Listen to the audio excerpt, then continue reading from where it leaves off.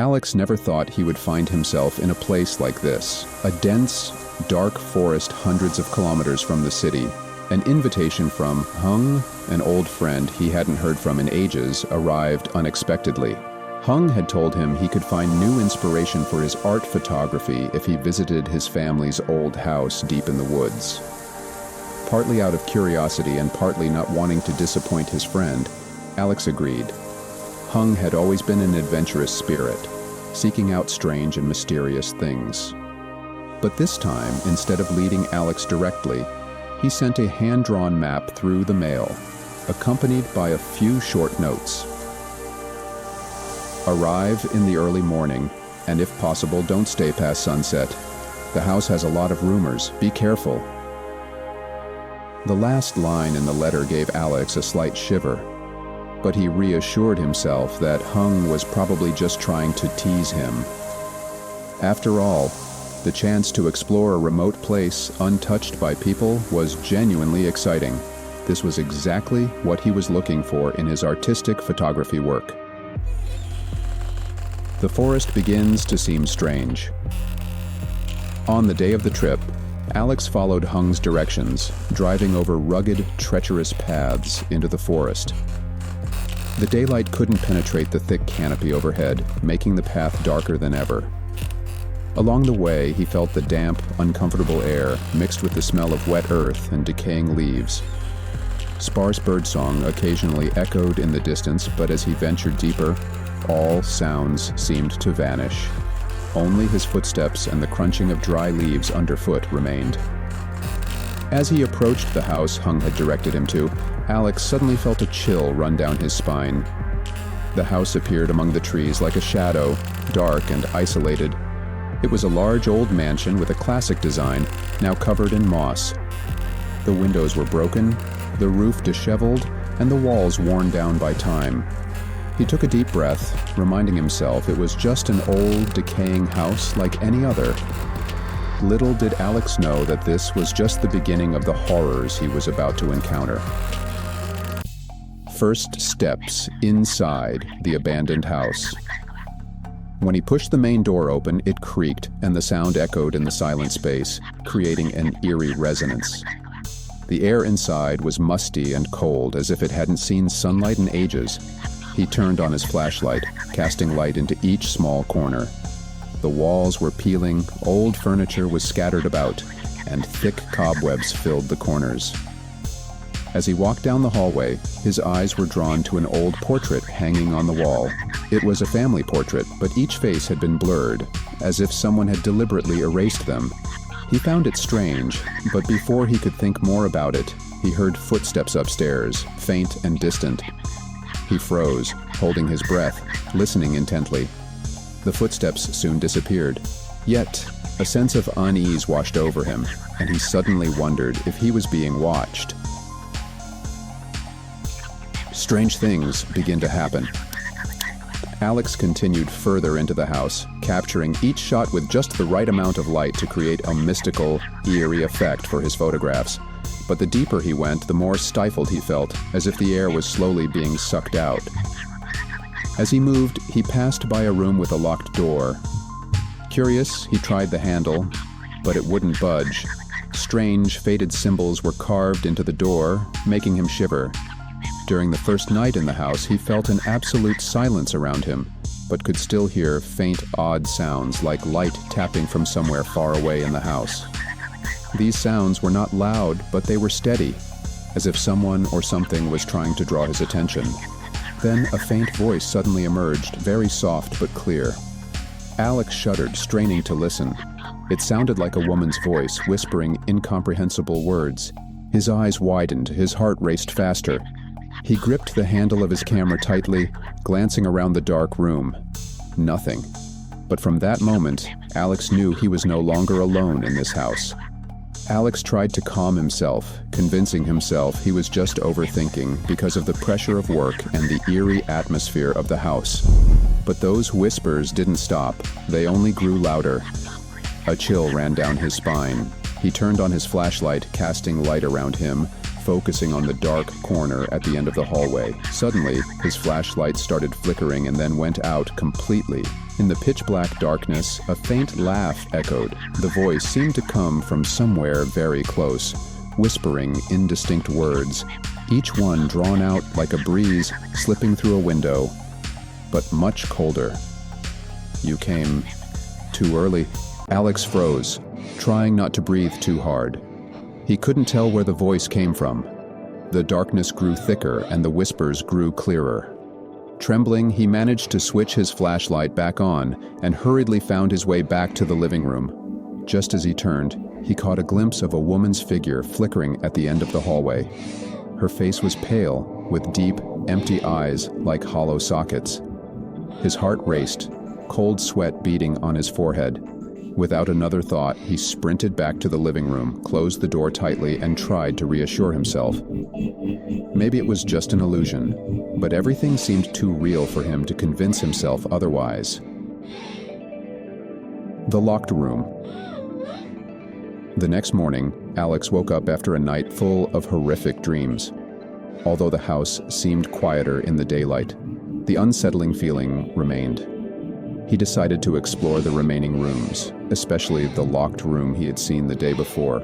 Something was drawing him to it in a strange way, as if the room held a secret he was meant to uncover. He searched the house and discovered an old key hidden under the floorboard behind the staircase. His heart raced with a mix of excitement and fear. Holding the key, he felt a cold breeze brush against his hand. Alex swallowed nervously, approached the locked door, and tried inserting the key. The door opened with a terrifying creak that echoed throughout the house. He stepped into the dark room.